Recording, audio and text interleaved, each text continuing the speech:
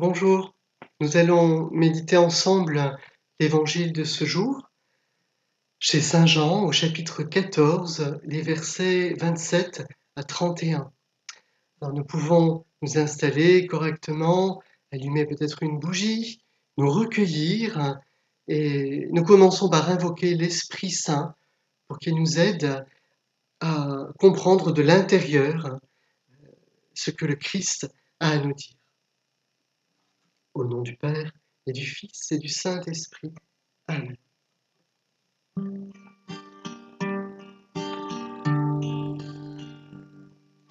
Viens, Esprit Saint, descends sur nous, viens nous donner la vie.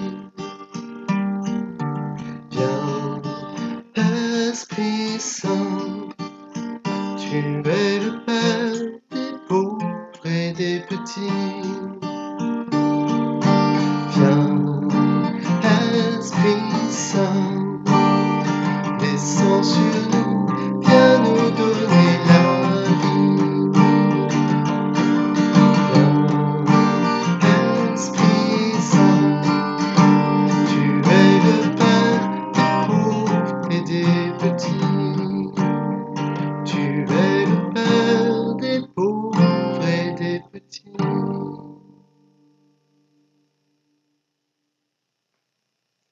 De l'Évangile selon saint Jean.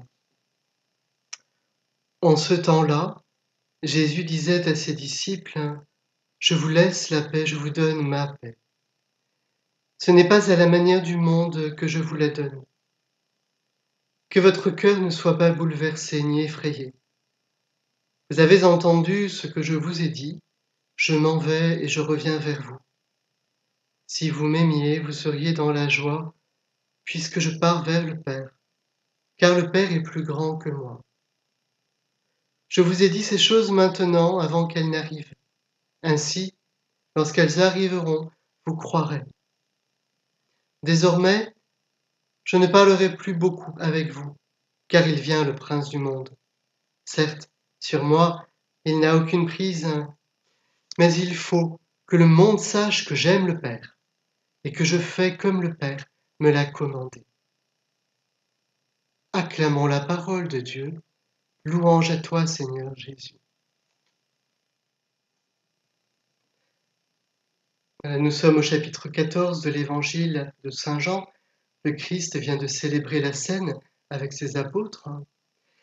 Et dans ce climat tout particulier, alors que sa passion approche, eh bien le Christ va, dans un discours qui, chez Saint Jean, se poursuit sur plusieurs chapitres, il va livrer l'intimité de son cœur.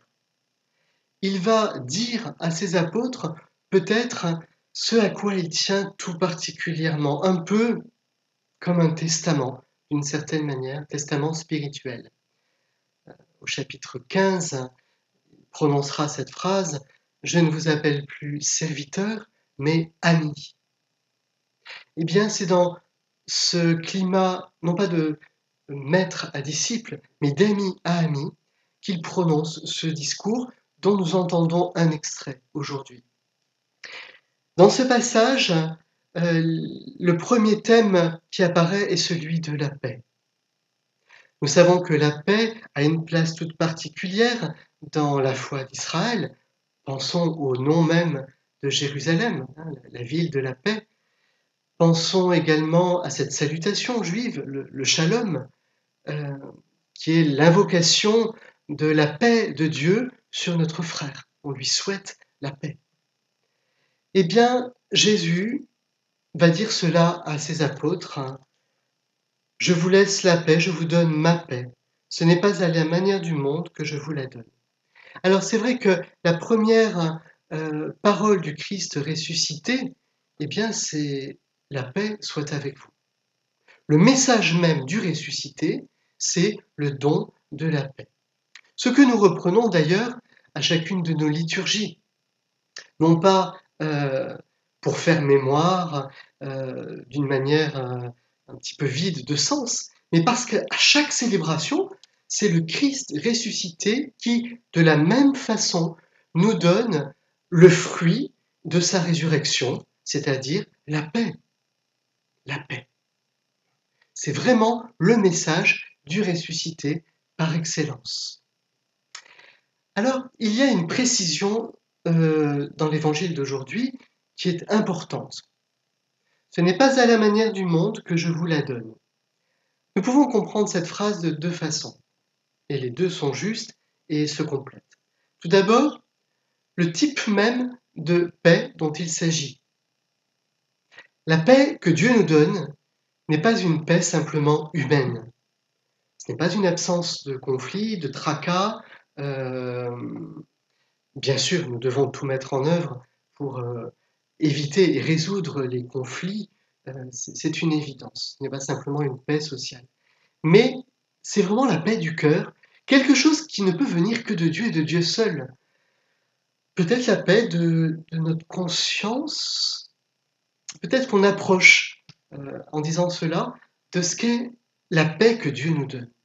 Quelque chose qui vient irradier notre cœur de l'intérieur et qui peut même se vivre quand bien même il y aurait des conflits tout autour de nous. Quelque chose qui vient comme nous stabiliser, un fil de plomb au plus profond de notre être. Une paix intérieure. La deuxième signification de cette phrase porte sur la manière dont le Christ nous donne cette paix, sa paix. Il nous donne sa paix, non pas à la manière humaine, c'est-à-dire en établissant un contrat, en faisant un compromis, un consensus, où chacun mettrait de l'eau dans son vin. Une espèce d'accord auquel on arriverait après négociation. Non, il nous donne sa paix en donnant sa vie, en mourant et en ressuscitant. C'est comme cela que le Christ nous donne au matin de Pâques la paix qui vient de lui. Et cette paix qui vient établir notre cœur profond dans une espèce de quiétude, oui, de paix avec Dieu et avec nos frères. Ce n'est pas, non seulement ce n'est pas une paix humaine, mais c'est une paix divine, mais la manière même dont elle nous est donnée, c'est le propre du Christ. C'est en mourant et en ressuscitant. Voilà. Alors, eh bien, au cours de ce jour, peut-être nous pouvons demander à la Vierge Marie de nous aider à vivre cette paix, à l'accueillir et puis à la transmettre. Marie a cette grâce toute particulière à plusieurs reprises, à 2 reprises dans l'évangile de Saint Luc. Il nous est dit que Marie conservait toutes ces choses et les méditait dans son cœur. C'est dans son intériorité eh bien, qu'elle arrive à comprendre de l'intérieur la puissance même du don de Dieu. Et demander à Marie de nous aider à accueillir cette paix, eh bien, c'est demander son aide pour que, comme elle, nous puissions intérioriser la profondeur des paroles et des gestes du Christ.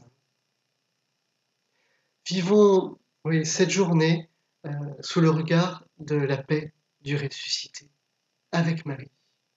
Je vous salue Marie, pleine de grâce, le Seigneur est avec vous. Vous êtes bénie entre toutes les femmes, et Jésus, le fruit de vos entrailles, est béni. Sainte Marie, Mère de Dieu, priez pour nous pauvres pécheurs, maintenant et à l'heure de notre mort. Amen. Au nom du Père, et du Fils, et du Saint-Esprit. Amen. Alors nous pouvons garder un petit instant de silence pour reméditer tout cela, peut-être noter sur un carnet, sur une feuille, ce qui nous a touchés en ce jour et peut-être une résolution à prendre pour la journée. Comment vivre la paix que Dieu nous donne? Comment lui rendre grâce pour la manière avec laquelle il nous donne cette paix? Bonne journée à tous!